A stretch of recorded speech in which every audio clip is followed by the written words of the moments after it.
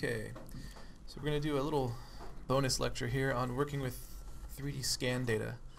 So I went to a website called 3D.sk. If you guys should know it if you've taken my class. Lots of cool human references here, but they also have scan data. And this particular head is part of their free pack, their free bundle. If you go to free 3D reference, I believe is where it is. It's kind of their sample, because it's not a free website. It's cheap. I think it's like 20-something bucks a month. What I do is I make an account, download a bunch of stuff, and then I cancel my account. Just whenever I need new references. But this is part of the free bundle, and when you get 3D scan data, you get something like this, really disorganized mesh. If we look at our wireframe, it's just a bunch of triangles. There's no edge flow for the animation, you know? No animation, deformation, edge flow, like rings around the eyes, rings around the mouth, following the muscle structure of the face. So this is pretty terrible. We have to do a lot of cleanup. And look at the back. Obviously they didn't scan the back. They didn't go all the way around because they didn't get a whole lot of detail there. Looks like they took the picture from here to here, which is fine because that's what we're here for. If it made perfect animation meshes, we wouldn't need 3D modelers, so be glad that it gives you a messy mesh. The other thing it does is it does capture the texture of the face, but it looks like this. Because, you know, obviously it doesn't know how to UV map. The computer doesn't know how you want to UV map it, so it's just every pixel is almost laid out kind of in order, just like that. And so we have to do some cleanup to organize the texture too. And this is something that's becoming more and more common in games, and especially in movies. If you're working in a movie and they need to make a 3D double of Robert Downey Jr., they're going to scan his face, and you have to clean it up.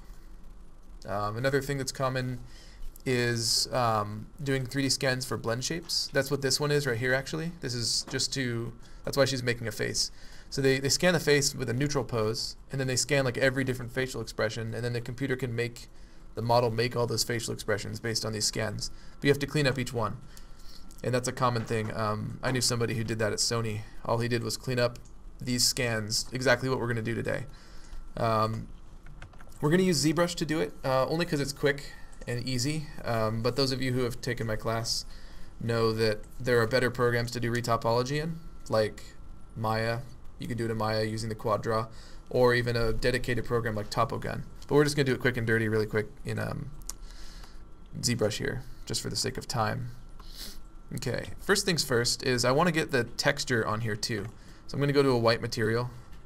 I like this skin material right here. And I'm going to go to Texture, Import. I'll just grab it. And by default it doesn't go onto the model, it's just kind of in our texture library up here. To get it onto the model, I'm going to come over here to my texture map, and I'll click right here, and I'll select it. Now, ZBrush, you know, it's kind of quirky. It's upside down. That's why the texture doesn't line up. So we got to flip the texture. I forgot to do that. So I'm going to click on the texture here, flip vertical, and then I'll just reapply it. There we go. And you can see it lines up really well. That's because this thing has terrible UVs. Alright, so I'm going to be messing this thing up, basically. When I turn on Dynamesh, the UVs are going to go away, so that means the texture won't line up anymore. So I'm going to make a copy of this to preserve the way it looks with the texture on it. So I'm going to come over here to Subtool, and I'll duplicate. And I'll just turn off the one I duplicated. If you want to be organized, it's probably a good idea. You can name this. So I'll call this, rename it, what's her name, Elena? Elena Scan. So I know that's the messy scanned one. And I'll turn that off. Cool. So now I have the eyeball off for the scan one, and I just have this one. So for the one I'm working on, I don't need the texture anymore. So I'm going to go down to Textures, and I'll turn that off. Okay, I'll choose a material that I can actually see. There we go. Alright, let's convert this thing to Dynamesh so we can actually work with it. Now, first thing that's going to do is close up some holes. Notice that the bottom of this is open, And there's also like weird little tiny faces just kind of floating off the surface, and hopefully those will disappear. So that's the first step, is converting to Dynamesh. So I'll come over here to Geometry, Dynamesh. Now I don't want to keep the resolution low. In this case I'm going to jump all the way up to like, let's try 512. That's because I don't want to lose all the detail that's in her face. If I set it to 128, she's going to be really blocky. So I'll convert to Dynamesh. This might take a minute or two. So you'll see the progress bar up here. Make sure you don't click on anything while that's going. Actually, that was quick. Alright. We reduced our polygon count by quite a lot, but that's okay. So now here's our new mesh. Still not animation quality, but it's better. There's actually some quads in here, and we can see what's going on. If I update my Dynamesh by doing that control drag on the canvas, holding down control, dragging a box, it's hopefully going to get rid of some of these little straggler faces, and it didn't. So what that means is I have to shrink them by holding down shift for smooth and just smoothing them until they shrink. And if they're small enough, next time I update Dynamesh, they'll disappear. So any weird little faces or little spikes just sticking out in space like this, just go ahead and smooth them down. My computer's a little laggy because I'm recording video. There we go. Get rid of all this hair. We don't need this hair right here.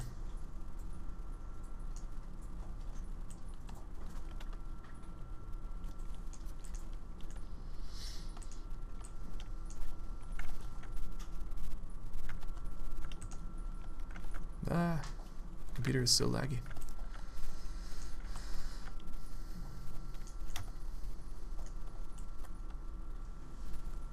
And don't worry about losing too much detail in the skin, because we're going to project that all back from the high-res scan. We can get rid of any weird bumps too, like these eyebrows. We don't need them.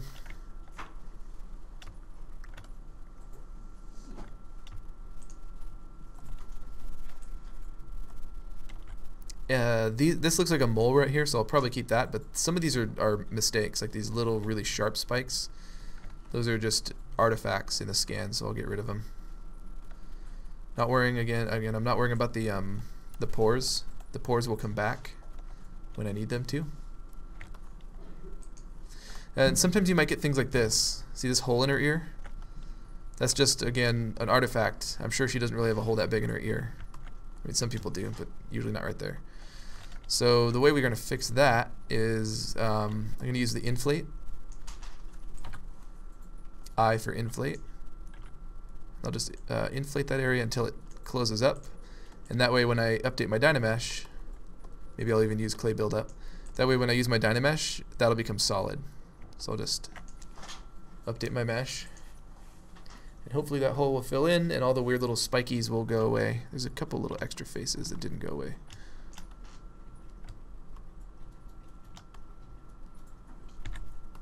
Oh, I didn't even notice these ones up here.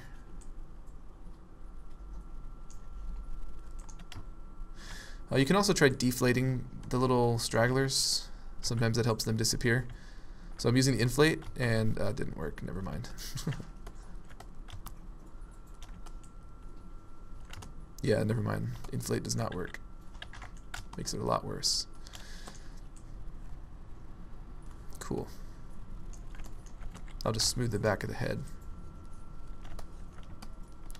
Now, don't worry, 3D scans aren't going to eliminate your job as a 3D sculptor, because you can see this is still kind of messy looking, and you still have to be good at sculpting skin, because you're going to have to do a lot of cleanup and making it look good in the areas where it doesn't look good.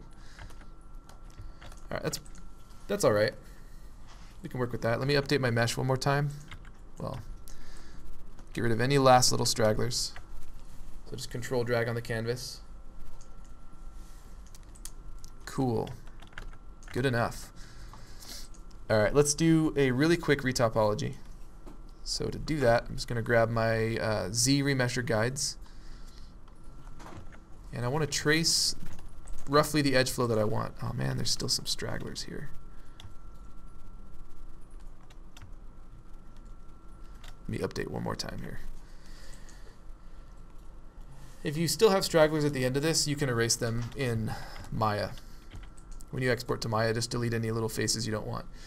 Anyway, I'm on Zero Mesher Guides, and I'm just gonna roughly trace the edge flow that I want.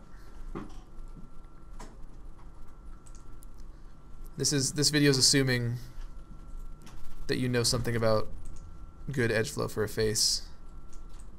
But I want these rings emanating from the eyes. The eyes are closed here. Depending on the project and exactly what you're doing, you may be expected to like sculpt the eyes open. Just resculpt them. But in this case, we're just going to assume it's part of the facial expression they were trying to capture, so I'm not going to open the eyes. Yeah, I'll just do this.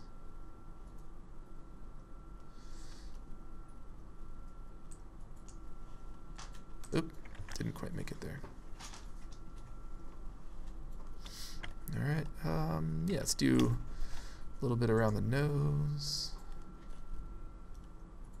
I'm not using symmetry because obviously she's not making a symmetrical facial expression.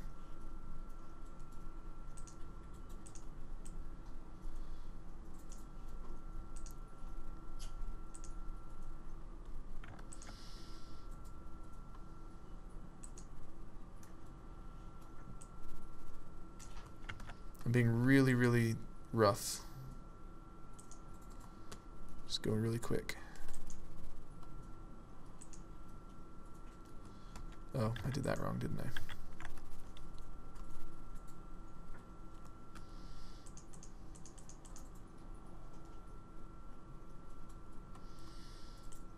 Okay, that'll be good, just for now. Alright. Retopology. So I'm going to come down here to Z Remesher in the geometry palette. And let's just hit Z Remesher and see how good it does with default settings. It's going to take a little bit. The target polygon count is going to be 5,000, as you can see right here. That's what this little 5 means. But I have a feeling it's going to be higher. It always is.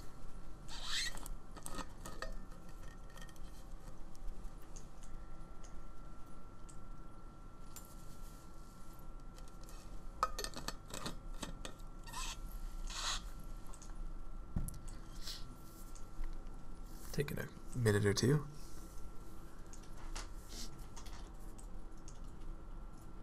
There we go.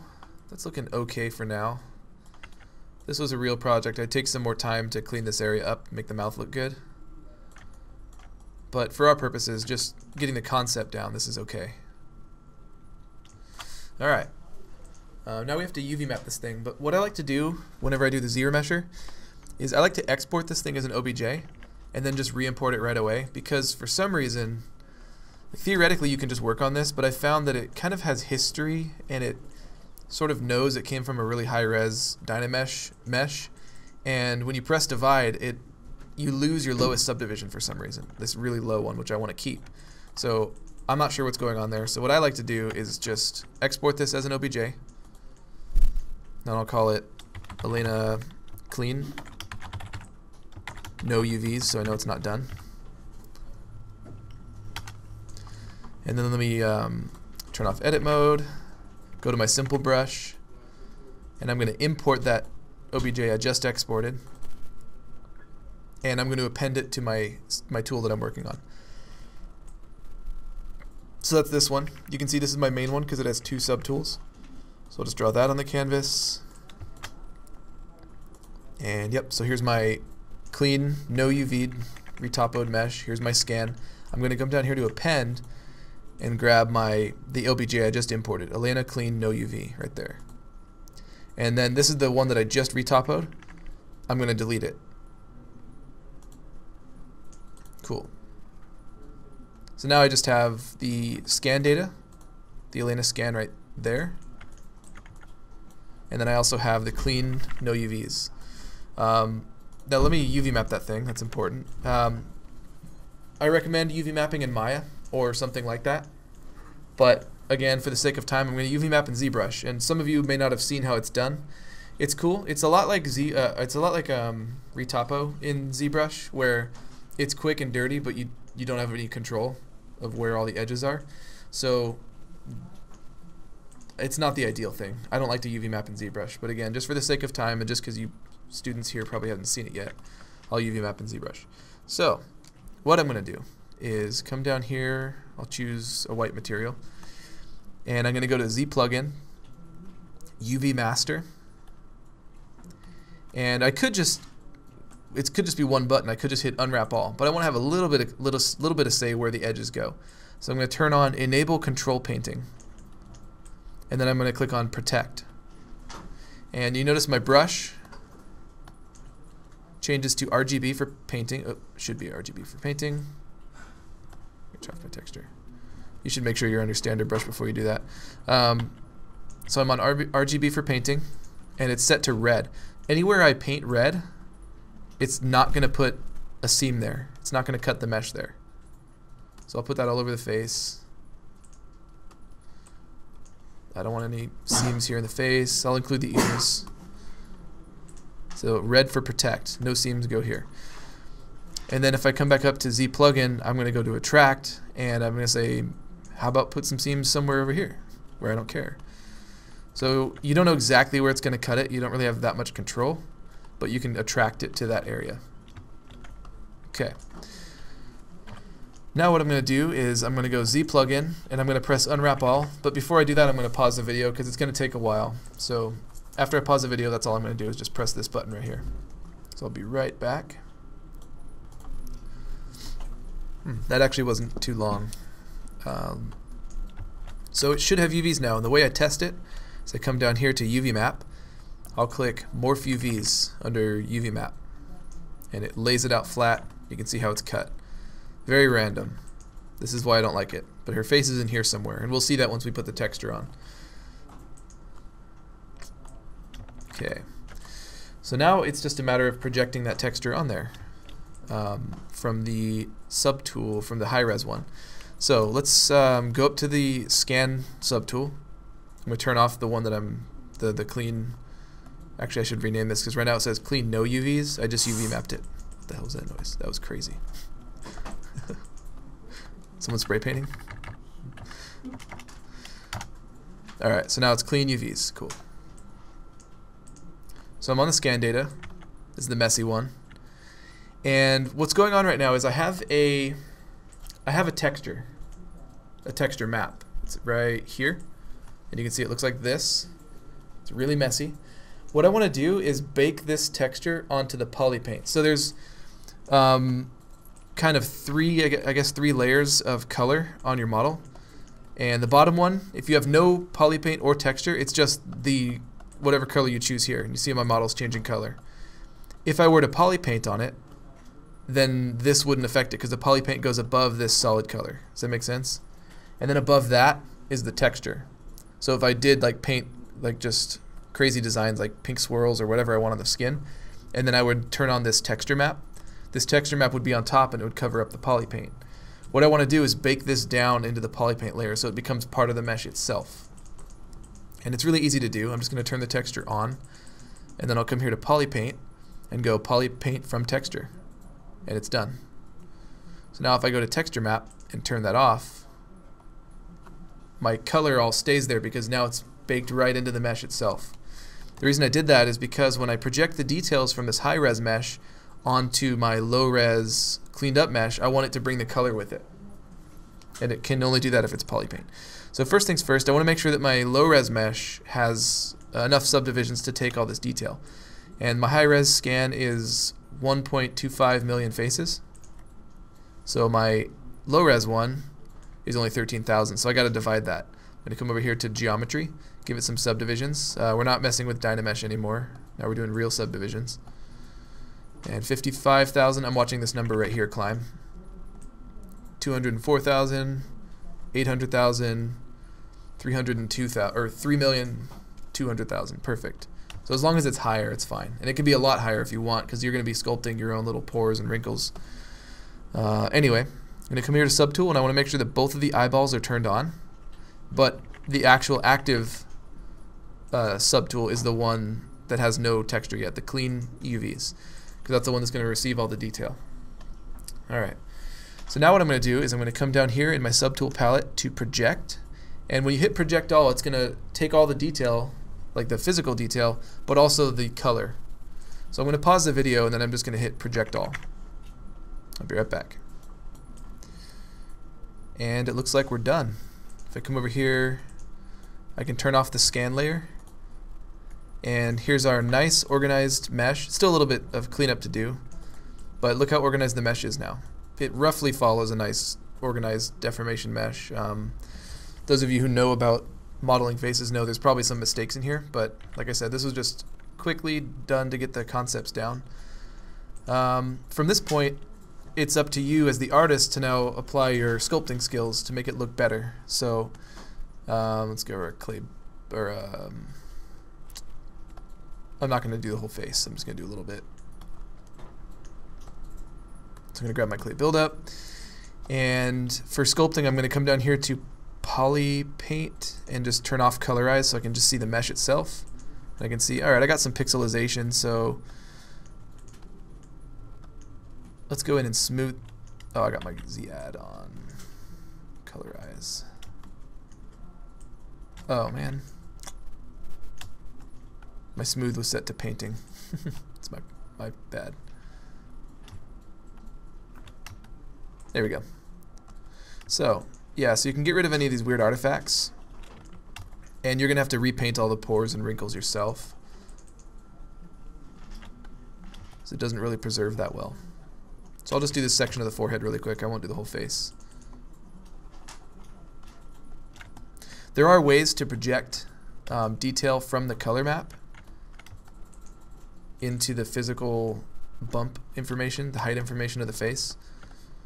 It's a little bit beyond the scope of this video, but you're not just totally left hanging. You can use the image itself to project that detail. So any skills you want to employ to get these skin pores back in here, that's up to you. I'm going to use my standard brush set to spray with alpha number 40. And you can go in and add these pores back in, get nice sharp detail. Add some bumps maybe. Oops, now she's got elephant skin. A little bit too crazy. But yeah, you guys should know about fine detailing if you've taken the class. Also, don't be afraid if you want to accent any creases that have disappeared. Maybe using your damn standard. I can see that some of these, that's too intense. Some of these forehead wrinkles seem to have disappeared, so you can go and kind of bring them back using damn standard. Yeah, now it's back to just pure sculpting as an artist. So yeah. Also, I forgot to show you. Let me show you what the texture map looks like. So if I come down here to turn my poly paint back on, and let's say I want to export this texture now. You know, I'm ready to go into Maya because she's all cleaned up and perfect, and I'm really proud of her. I'm going to go to texture map. First, I'll make sure my map is big enough. Under UV map 4K. Now I'll go to texture map and I'll go create from poly paint. Hopefully it doesn't take too long. It doesn't. And here's my slightly more organized texture, which I can export to Maya. So I will export this.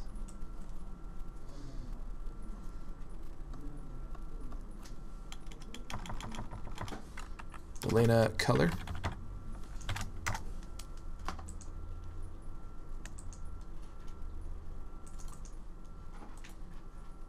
And there she is. So I was able to take all that disorganized mess and put this in a slightly more organized configuration. Obviously, if you want to look a little bit even more organized, you would UV map in Maya, somewhere where you have more control. But at least it makes sense now. And you can go in and fix it by hand, any of these white spots that looks like the scan missed, like behind the ear. Sometimes the 3D scanner doesn't catch all those little nooks and crannies, so you have to go in and just clone stamp and fix all that stuff. So that's a really, really rough breakdown of the process. Obviously, doing ahead would probably take you a few hours to get it done right, but just to get the idea of the concept, hopefully that helps you out. I recommend if you want to go into video games and movies, you go to 3DSK, make an account. I mean, it's helpful, but if you don't want to pay for it, then just go to the free 3D references, and I believe she's in there. They do have some free 3D heads, whether it's hers or not. Yeah. or you can just search for other scan data. Alright, so I'll render out this video for you guys, and I'll put it up on the server.